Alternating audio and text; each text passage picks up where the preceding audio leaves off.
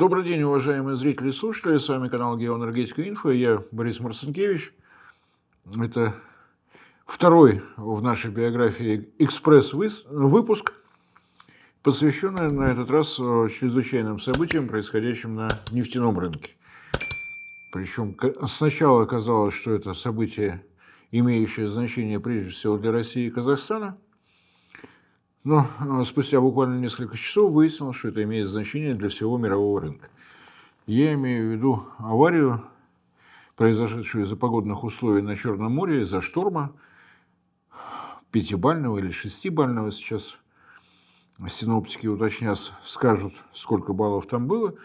В результате выносное причальное устройство номер 2 на Каспийского трубопроводного консорциума пострадал силовой каркас, отгрузка была прекращена. Утром сегодня, 24 марта, выяснилось, что возникли проблемы со шлангами, подающими нефть на выносное причальное устройство номер 2, и закончилось это все тем, что руководство КТК, Каспийского трубопроводного консорциума, сообщило, что отгрузка прекращена полностью, и в течение какого времени удастся исправить все проблемы, которые возникли, сейчас предсказать сложно. Почему сложно? Для того, чтобы это понять, надо, наверное, немножко вспомнить историю вот этой компании, Каспийского трубопроводного консорциума, КТК. Решение о его создании было принято в теперь уже далеком 1992 году, и соглашение об этом подписали два государства, Казахстан и Оман. Месяцем позже к этому соглашению присоединилась Россия, и вот со второй половины 1992 года началось создание вот этого причального комплекса, затем расширение и так далее. Изначально, когда была построена первая очередь этого комплекса, 2001 год, первая отгрузка, его мощность составляла 28,2 миллиона тонн. После ряда усовершенствований на нефтепроводах, на нефтеперекачивающих станциях мощность удалось довести до 35 миллионов тонн. К этому времени изменился акционерный состав участников консорциума. 50% акций осталось в распоряжении под управлением государств. С российской стороны 24% принадлежит государственной компании «Транснефть». 19% акций контролируются Казахстаном через государственную компанию «Казмунайгаз». 7% по-прежнему находятся в распоряжении Омана. На оставшиеся 50% акций они распределены среди 8 частных компаний, в том числе американский «Шеврон», Роснефть, Shell, Mobil, British Gas, в общем, целый ряд компаний, управляющие считается, в принципе, «Шеврон», хотя сказать сложно, поскольку достаточно такой широкий круг участников. В силу того, что в составе акционеров присутствует государство российское, весь свежий украинский, назовем так, обвал санкций с двумя буквами «С» впереди, они же односторонние дискриминационные меры со стороны англосаксов, примкнувшего к ним Евросоюза, а также Японии и прочих Австралий, поставки тех запчастей, которые необходимы для ремонта пострадавшего оборудования, может вообще не произойти. Сейчас «Шеврону», американской компании, предстоит выяснять отношения, может быть, British Gas поможет. То есть, по оценкам руководства КТК, ремонт может занять до 2 месяцев. Реакция рынка последовала незамедлительно. Если до сообщений об этом происшествии цена барреля нефти колебалась в районе $110, то сразу после этого она взметнулась в пике до 124, и сейчас вроде бы равновесная позиция где-то в районе, в коридоре от 120 до 121 доллара за баррель.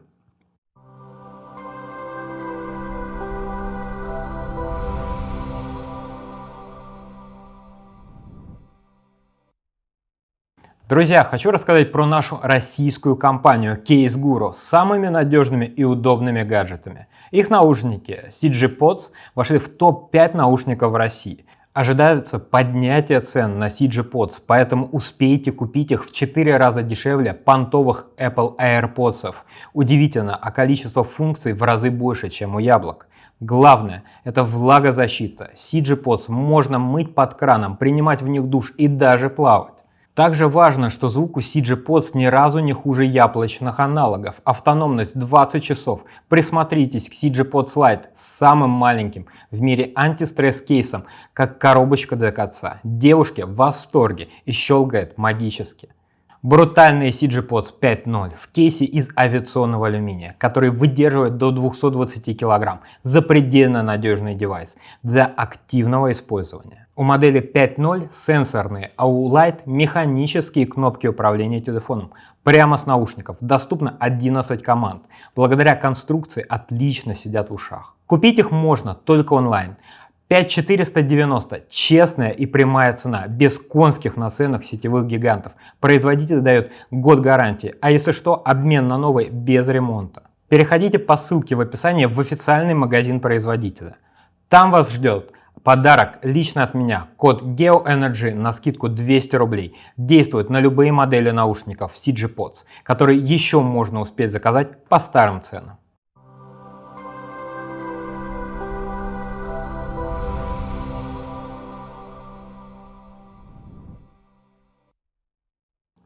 Что это означает для рынка нефти, который и так уже перегрет геополитическими событиями, связанными с Украиной, тоже прочитать несложно. Что происходит на топливных рынках Соединенных Штатов и Европы, мы прекрасно знаем. На день сегодняшний уже в 20 странах стоимость литра бензина превысила $2. Из этих 20 государств 16 это страны Европейского Союза, Соединенные Штаты сверху. По-моему, сейчас немножко подзадерживается с этим ростом Испания, но можно быть уверенными, что оно эту планку преодолеет, особенно сейчас. Вроде бы $10, вроде бы не так много, но на самом деле это более 8% роста в течение суток.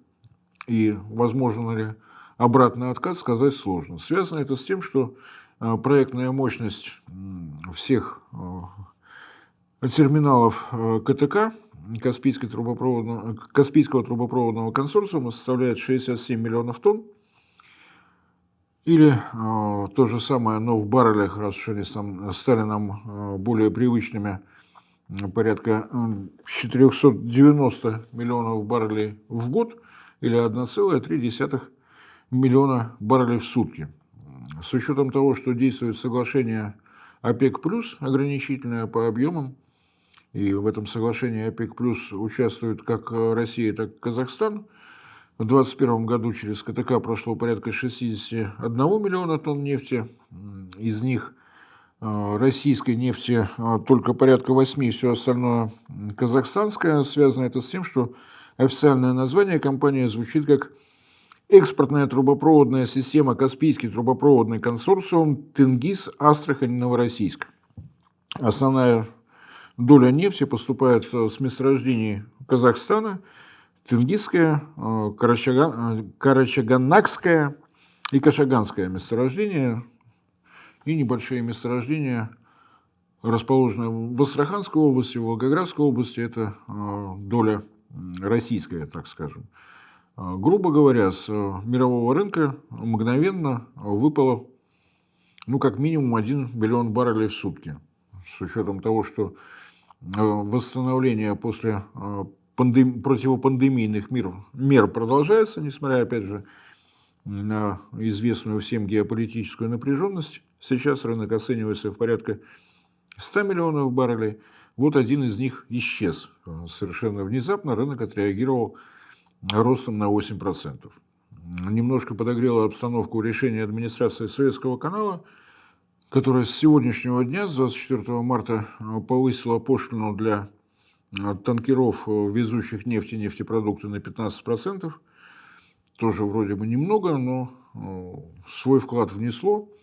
точно так же, как внесло совершенно определенный плата за риск новое событие в Саудовской Аравии. Состоялся очередной обстрел ракетами одного из нефтеперерабатывающих заводов на территории Саудовской Аравии. Это йеменские хуситы. Сведения о том, насколько сильно они смогли повредить инфраструктуру, насколько это скажется на экспортных поставках Саудовской Аравии, нет, но рынок напряжен. Украина, события в Саудовской Аравии и вот события в Черном море, которые привели к такому результату. Поможет ли это европейским политикам отрезветь и взвешивать свои решения, касающиеся эмбарго на поставки российской нефти и нефтепродуктов в страны Европейского Союза, сказать сложно. Ну а пока можно просто зафиксировать их надежду на то, что стоимость нефти будет снижаться, с тем, чтобы им было легче пережить напряженность, которую они создали сами своими дискриминационными мерами по отношению к России, опять же, не оправдываются. Вот события в Йемене, Саудовской Аравии, вот шторм на Черном море, вот решение по Суэцкому каналу, везде вроде бы как немножко, но все вместе 9% рост, и состоится ли откат цены на прежние уровни, сейчас сказать сложно, потому что, как ни странно, желание Соединенных Штатов увидеть на рынке больше нефти утыкается в то, что благодаря американским санкциям в отношении России ремонт выносных причальных устройств Каспийского трубопроводного консорциума теперь может быть завершен только после того, как компания «Шеврон» придумает, как обойти санкции, придуманные собственным правительством. Вот такая обстановка. На внутренних ценах в России это вряд ли отразится. У нас всего хватает. Россия одна из немногих стран, которой не требуются никакие внешние поставки нефти, ни легкой, ни тяжелой, ни малосернистой, ни высокосернистой. У нас все есть. А в связи с тем, что происходит, ну так скажем, глобальное изменение логистической схемы поставок нефти и нефтепродуктов, у нас не только цена не растет, было уже зафиксировано, что на Санкт-Петербургской бирже цены на нефтепродукты пошли даже вниз. Так что у нас будем считать, что все более-менее в порядке, а вот как эти события, как шторм в Черном море будет переживать город Стокгольм и прочие Парижа с Берлинами, время покажет. Следим, как ни странно, даже за погодой. Хотя, казалось бы, речь идет о нефти, и какое кому дело до того, есть ли большая волна на Черном море в районе города Новороссийск. Всем спасибо за внимание. Всего доброго.